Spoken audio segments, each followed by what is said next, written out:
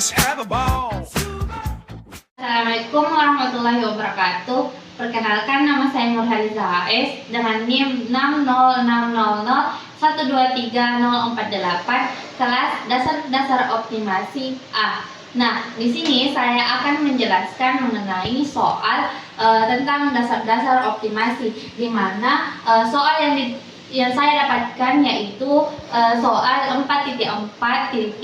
Nah, di mana soal ini berkaitan dengan soal 4.1.6 dan 4.3.3. Nah, di mana soal tersebut memiliki fungsi tujuan Z-max-nya itu sama dengan 3x1 ditambah 2x2 ditambah 0x1 ditambah 0x2 ditambah 0x3 dengan fungsi kendala X1 ditambah S1 sama dengan 4, X1 ditambah 3X2 ditambah X2 sama dengan 15, 2X1 ditambah X2 ditambah S3 sama dengan 10. Nah, pada soal yang saya dapatkan ini, saya akan menyelesaikan fungsi tujuan tersebut dengan menggunakan bentuk tabel metode matriks.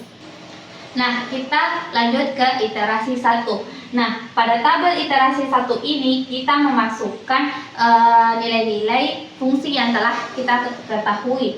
Nah, di mana kita menulis CBI, FJ atau CJ-nya, nilai X1-nya kita tulis X1, X2, S1, S2, S3, di mana fungsi ini memiliki nilai X1-nya itu 3, X2-nya itu 2, kita tulis S1-nya itu 0, S2-nya itu 0, S3-nya itu 0.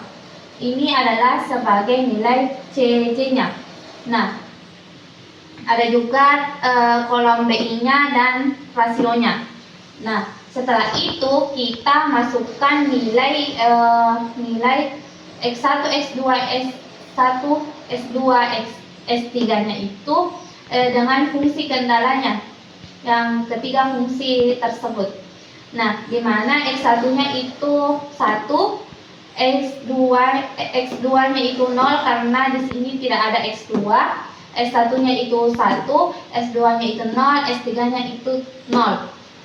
Sama dengan fungsi kedua, yaitu X1-nya itu bernilai 1, X2-nya itu 3, S2-nya itu S1-nya itu 0, S2-nya itu 1, S3-nya itu 0. Nah, yang ketiga itu X1-nya itu bernilai 2, X2-nya itu 1, S1-nya itu 0, S2-nya itu 0, dan S3-nya itu 1. Nah, BI-nya ini adalah nilai dari tiga fungsi ini, yaitu 4, 15, dan 10. Kita tuliskan saja. Nah, setelah itu di sini kita melihat baris dan kolom yang memiliki nilai 1 dan nilai lainnya itu bernilai 0. Nah, kita lihat bahwa S1, S2, dan S3 memiliki nilai S1 dan 0.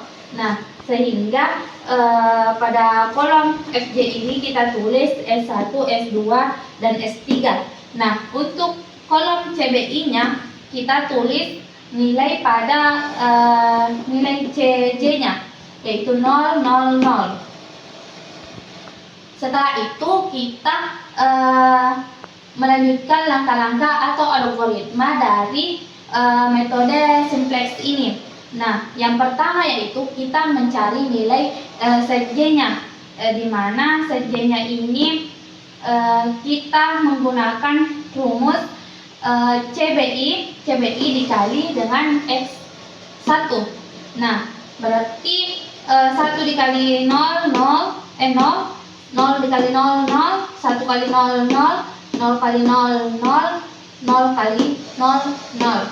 Nah, setelah itu kita menentukan nilai dari CJ dikurang ZJ itu lebih kecil sama dengan 0, di mana nilai CJ-nya ini kita kurangkan dengan nilai ZJ-nya ini yang diperoleh tadi, yang kita dapatkan tadi. Jadi 3 dikurang 0 itu 3, 2 dikurang 0 itu 2, 0 kurang 0, 0, 0 kurang 0, 0, 0 kurang 0, 0. Nah, setelah itu kita menentukan nilai katanya, kolom kuncinya, yaitu dengan melihat nilai positif terbesar pada ZJ ini, yaitu kan ini 3 toh. Jadi ini adalah nilai kakak atau kolom kunci. Nah, setelah itu kita menentukan nilai rasionya dengan menggunakan rumus BI per KK. Nah, di mana BI-nya ini yaitu 4 ini kan nilai kakaknya ini, jadi kita bagi saja 4 bagi 1 4, 15 dibagi 1 15, 10 dibagi 2 5. Nah, setelah itu kita tentukan nilai BK-nya atau baris kuncinya. Jadi baris kuncinya itu dilihat dari nilai positif terkecil dari nilai rasio. Nah, di sini 4, berarti ini adalah BK-nya. Ini adalah baris BK. Nah, setelah itu pertemuan antara kolom kunci dan baris kuncinya itu dinyatakan dengan NK, yaitu nilai kunci. Dengan nilai kunci. Nah, berarti 1 ini adalah nilai kunci dari BK dan KK. Setelah itu pada kolom KK ini kita jadikan 1 dan elemen lainnya. Pada kolom KK ini kita jadikan 0 dengan menggunakan metode manipulasi matematika. Nah, kita lanjutkan pada iterasi kedua. Nah, selanjutnya kita ke iterasi 2. Sama halnya dengan iterasi 1 tadi, mencakup nilai CBI, FJ atau CJ, X1, X2, S1, S2, S3, nilai BI dan rasio. Nah, di sini kita akan mengubah nilai X1 tadi atau kolom KK tadi menjadi nilai 1 dan nilai elemen lainnya yaitu 0. Nah, di sini kita mendapatkan nilai 0 ini dengan operasi manipulasi matematika, yaitu kita melihat yaitu 2 dikali baris 2 dikurang B3 sehingga mendapatkan 0. Sama halnya dengan ini, kita dapatkan dari baris ketiga dikurang 2 dikali baris 1.